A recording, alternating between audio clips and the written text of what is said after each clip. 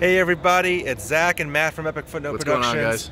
We got a little something special planned. So we just saw an encore screening of S&M 2. We weren't cool enough to get into the initial screening. Yeah, I guess not. But it's where Metallica performed with the San Francisco Symphony Orchestra for a second time to mark the 20th anniversary, as well as the opening of the new Chase Arena in San Francisco.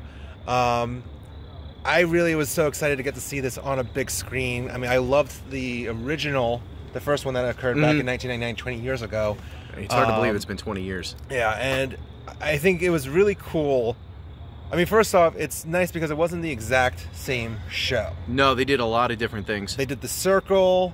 They did just They brought in some of the newer songs from the albums that weren't out in '99. In fact, actually, that was kind of one of more of my favorite moments when they did do some of the newer songs. Yeah, especially Halo on Fire. Well, first off, when I saw that on the set list, I was like, oh, awesome, because that was one of my favorite songs off of Hardwired. Yeah. But also, just I knew that the orchestra was going to make it sound even more epic, and it really did.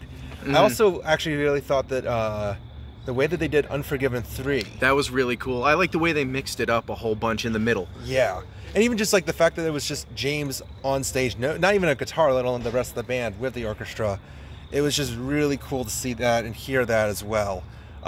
Get off the camera. He's trying to direct me how to hold this. I just thought it was really cool. And then, of course, when they did Anesthesia with the celloists, that was really cool, too. A really moving tribute to Cliff.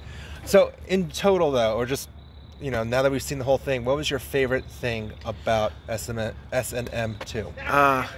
It was definitely Halo on Fire. Yeah. Halo on Fire, hands down, was the best that they did with kind of the new takes on the songs that they didn't have when it came out initially in '99.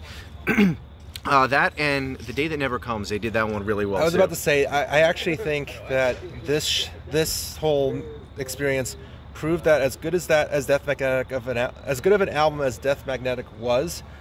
I mean, that song especially, I think, was made even better with an orchestra. Yeah. It just kind of proved that song, the structure, was perfect for that kind of arrangement. And then they cleaned up some of the older ones too, like Master of Puppets. I thought was much better done this way than they did it back in '99. Even The Memory Remains. Yeah, that was really good. I also loved, because I mean, they've been doing an acoustic version of All Within My Hands for a few years now. Yeah, it's for their special acoustic shows for the fundraising and whatnot. Yeah, but it was really cool to hear them stick to the acoustic version, but still have an orchestra that add a little bit more elements to it.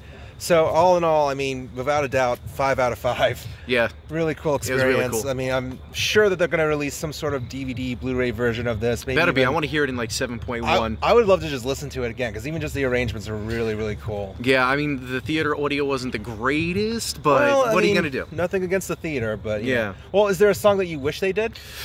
Oh, I knew you were going to ask that.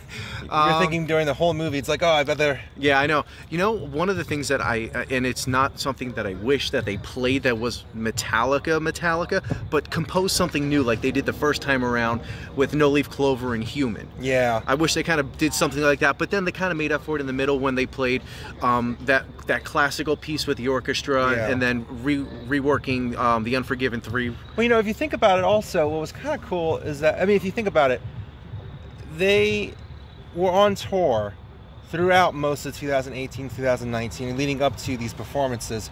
So it wasn't even like when you watch it, it didn't seem like they had been on the road that long. And yet, knowing that like they sounded so tight and so well, just no pun intended, orchestrated with the orchestra, it's kind of remarkable to think that that was all while they were on tour around the world. I mean, that's pretty remarkable. Here, I'll give you a song that they didn't play that I wish they played. The Harvester of Sorrow. That would have been cool. That would have been really cool. Even Justice for All, the title track, would have been really cool of an orchestra. But honestly, still a pretty awesome soundtrack. It was really good, though. Just hearing one. I mean, I know they've done it in the first one, but this rendition was really great. So, yeah, they've been doing that one like more epic throughout the years. Yeah. So really, if you didn't get a chance to see it in theaters, sucks to be you. But yeah, just wait, get the Blu-ray. Yeah, exactly. But it was really, really awesome. And thanks, Metallica, again. Thanks, guys.